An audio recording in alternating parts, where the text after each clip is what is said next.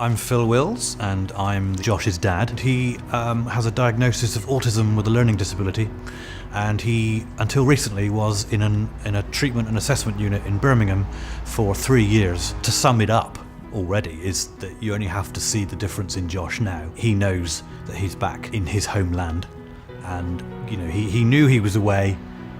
He knew he was far away. He only saw us sporadically. And he seems so much happier and healthier now. It was nothing they did wrong in Birmingham, it was just that it was too far away and it wasn't home.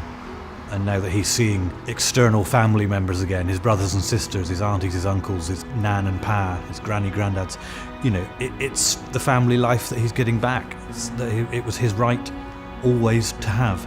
And he looks better. And people that don't even know Josh, that follow him on Facebook or Twitter, they can see the difference as well.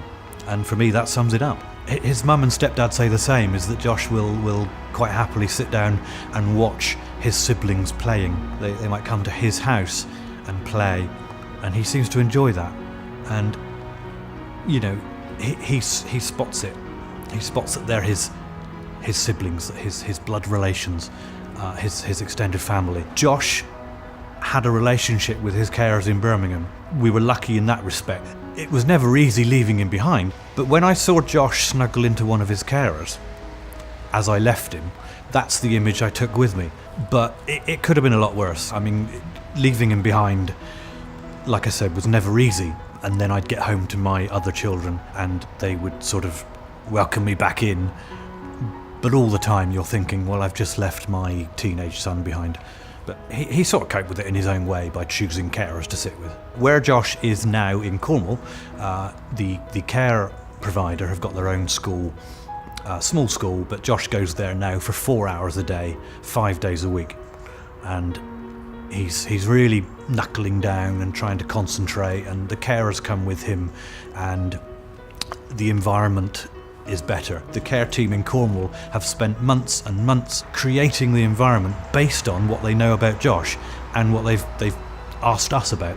So environment is a huge aspect of what happens. It's got to be thought of really carefully and planned out well in advance and ready to go from the day that they return home, which indeed for Josh it was.